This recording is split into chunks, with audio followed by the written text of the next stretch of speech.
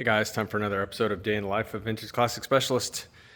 So let's see. So today was a big day for the Manx Buggy.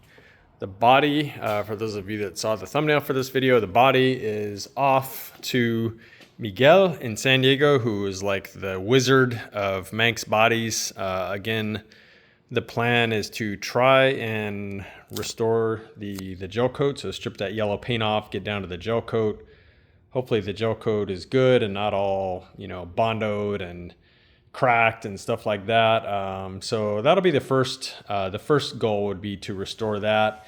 If the gel coat is, too bad or, has too many flaws, then we're going to, or Miguel rather, is going to paint it with the same, basically like paint, but with a very, very coarse metal flake that's going to look just like the original gel coat on that car.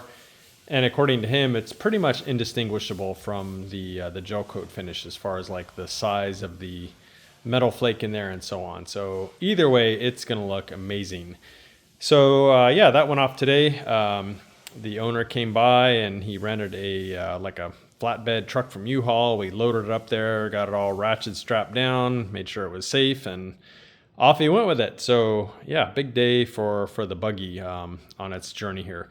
So as far as the chassis is concerned, also a pretty big day, I guess. Got a few things done. So we did get some parts back from powder coating. So this frame looking thing here is kind of the support for the dash on the car. It goes behind the plastic dash cover. And it also, I think, helps support the windshield frame on the sides. And yeah, it's kind of a structural piece, I guess.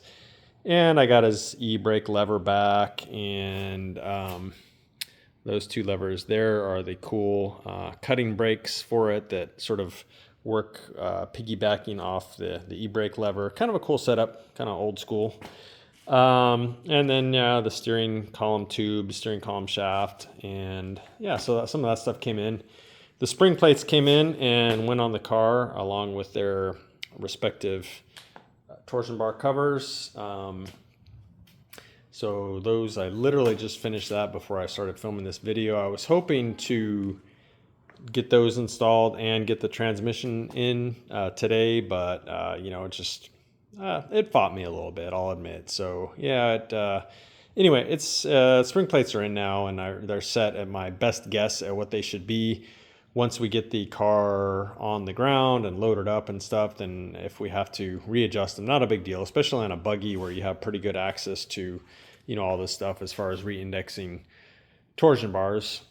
So that happened. And then I went ahead and bolted the front beam up and also put on its torsion arms.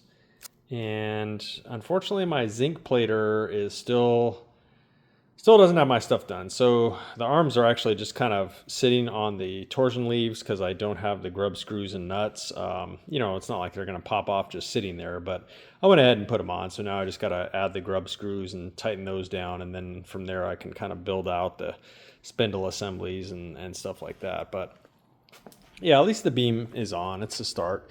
The other big thing that I did today was I went ahead and formed all of the hard brake lines and installed the master cylinder. The master cylinder is just on temporarily because I didn't have the correct hardware for it. I will get that, but in the meantime, I just sort of bolted it up temporarily so I could route all the hard lines to it. So pretty happy with how those came out. So here's the driver's side and passenger side here, and then the long guy goes through here, through the tunnel, along the tunnel, or not through the tunnel, but along the tunnel and all the way back here, and then through the back and to the little T section. So I got the little T section in and then formed both rear hard lines. So the one for the driver's side obviously here, and then the one that kind of goes up and over, a little clip right there that holds it, and over to the passenger side rubber brake line. So yeah, I went ahead and got all those formed. There's still hard brake lines that I will need to form that go from the from the ends of these where they sort of get held on the axles here. So there's a hard line that goes from here to the backing plate, so to the brake wheel cylinder. So not a big deal. And yeah, so a pretty big job forming those brake lines, making them look pretty nice. Pretty happy with how they came out, nice and smooth, and I think they look good. Nice. Anyhow, so yeah, that's pretty much what happened on the buggy today. On the cowlick car, I didn't really work on it per se, but the owner came by. We had a pretty good discussion. I think we're going to hopefully put a Gene Berg shifter in here, which is going to be very, very, very appropriate. I mean, A, this is a cowlick car, and then B, it's an 80s cowlick, so even more appropriate to have a Berg shifter in there. Not that that shifter ever goes out of style, but this car is just begging for a Berg shifter. So I'll probably go ahead and try and source one of those for it.